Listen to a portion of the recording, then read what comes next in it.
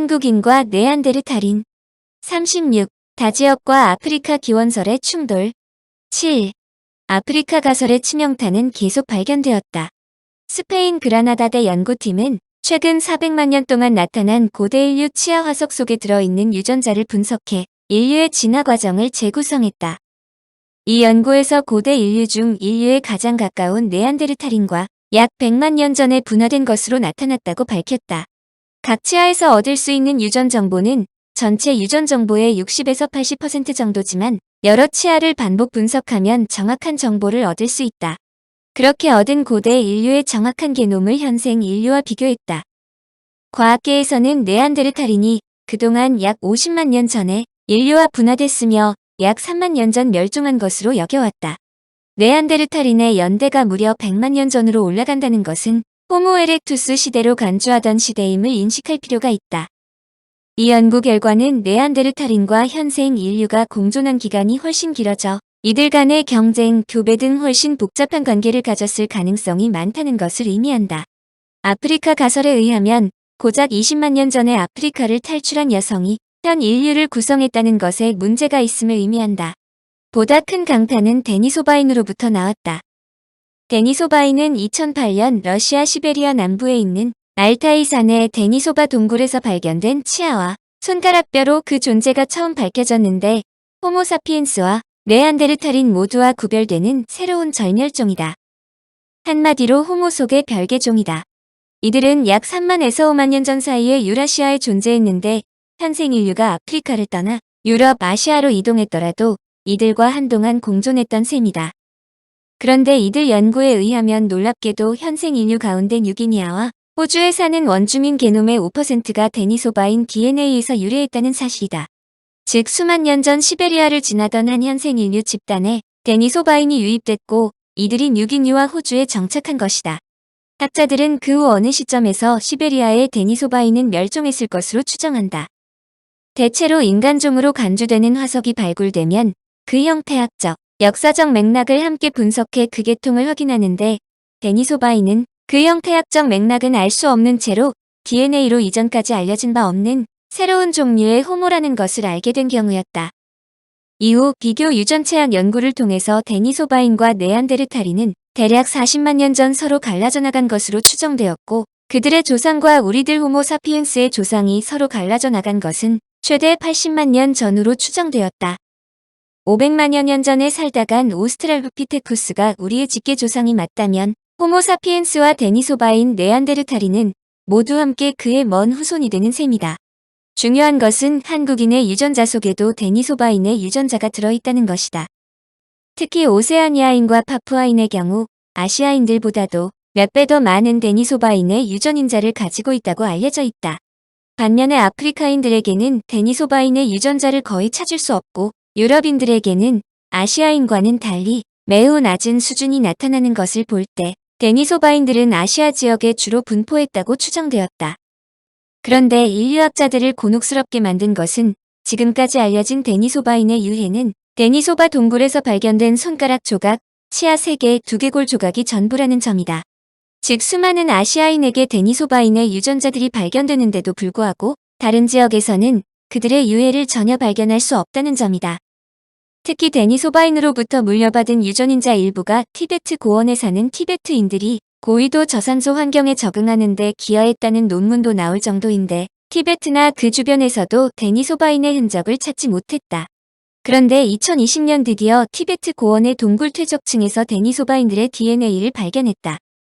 티벳 고원의 바이시아 카르스트 동굴에서 중석기 시대 하악골이 발견되었는데 대략 16만 년 전에 데니소바인으로 추정되었다. 그러나 막상 발견된 화석에서 DNA가 추출되지 않자 신빙성에 대한 논란이 일었는데 화석 대신 화석이 발견된 동굴의 퇴적층을 시기별로 분류해 존재하는 DNA를 추출하고 그 안에 있는 미토콘드리아 DNA가 검출된 것이다. 이 DNA는 최종적으로 데니소바인의 것으로 확인되었고 6만여 년 전 것과 10만여 년 전 것으로 확인되었다. 결론적으로 바이시아 카르스트 동굴에서 데니소바인이 10만여 년 전부터 6만여 년 전 사이 적어도 수만 년에 걸쳐 살았다는 것이다. 더불어 몽골의 살킷 계곡에서 발견된 약 3만 4천 년 전의 두개골에서 분석한 유전자는 데니소바인의 혼혈 흔적은 있지만 오세아니아인과 파푸아인에게 존재하는 데니소바인 유전인자에 비해서는 20배나 적었다. 이는 서로 다른 집단의 데니소바인과 몽골인이 교배되었기 때문으로 추정한다. 데니소바인은 아직도 베일에 쌓여 있지만 유전체학의 발달로 꾸준히 그 모습을 드러낼 것으로 생각한다.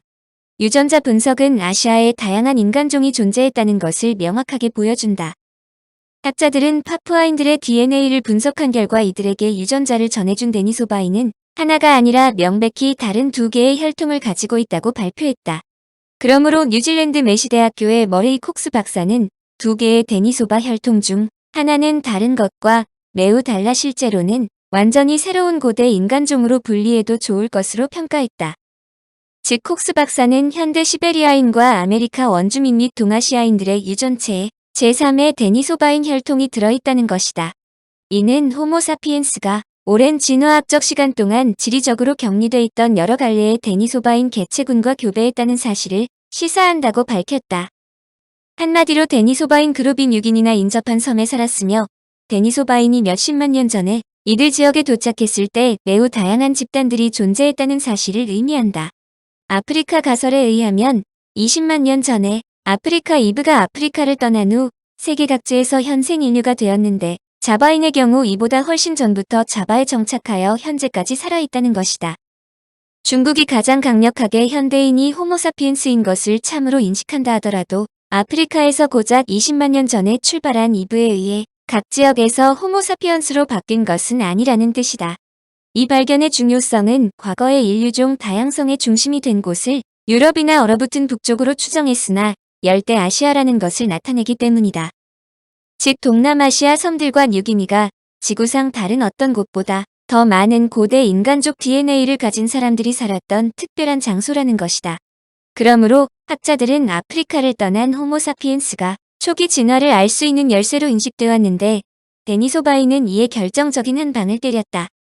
콕스 교수는 동남아시아 열도와 뉴기니에 사는 14개 섬 주민 그룹으로부터 161개의 새로운 유전체를 채취해 한쪽 어버이로부터 물려받은 반수유전자 구성인 고대의 하플로타입을 조사했다.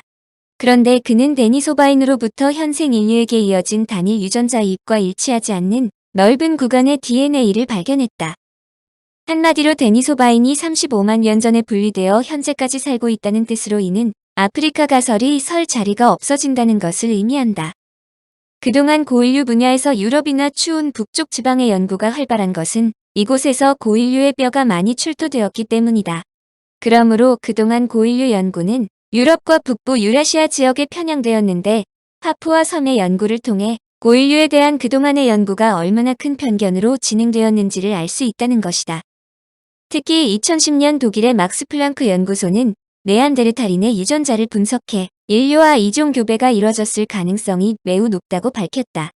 연구팀은 당시 네안데르탈인의 뼈에서 추출한 유전자를 아프리카 출신 이외의 현생 인류와 비교하면 약 1에서 4%가 공통된다고 밝혔다. 학자들은 여기에서 짚고 넘어가야 할 것을 분명하게 이야기한다. 즉 이와 같은 사건이 태어난 것은 아프리카 가설을 처음으로 주장한 알란 윌슨 박사가 고의성으로 연구 결과를 침소봉대하여 발표했다는 것이다. 학자들은 윌슨 박사가 아프리카 가설을 발표하는 근거가 미흡한 것을 분명히 알고 있었을 것으로 지적했다.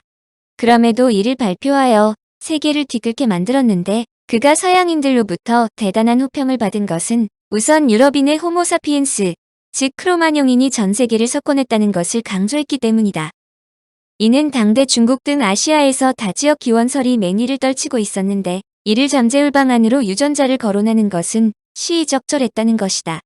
그의 발표에 상당히 큰 문제가 있음에도 불구하고 이를 발표한 것은 그만큼 기대치가 크기 때문이다.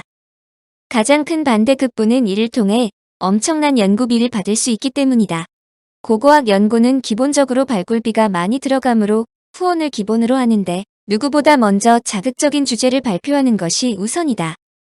실제로 알란 윌슨 박사의 아프리카 가설을 지지하는 학자들이 2005년 유전학의 연구 결과를 토대로 5천만 달러라는 막대한 자금을 투입하면서 DNA를 이용하여 인류의 발자취를 역추적하겠다는 지노그래픽 프로젝트를 발족시켰다.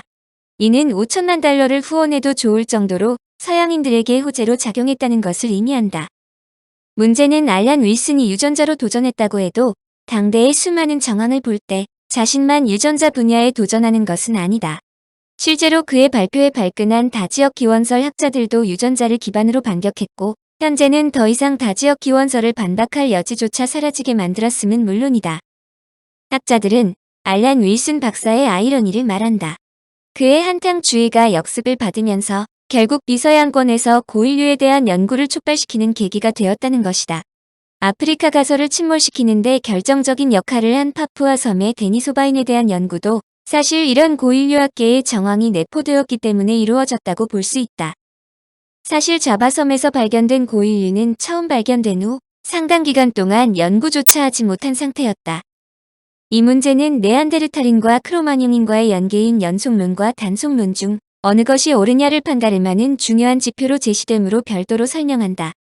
한마디로 한국인의 유전자는 어떠하냐인데 결론은 한국인에게 네안데르탈인 및 데니소바 유전자가 있다는 것이다.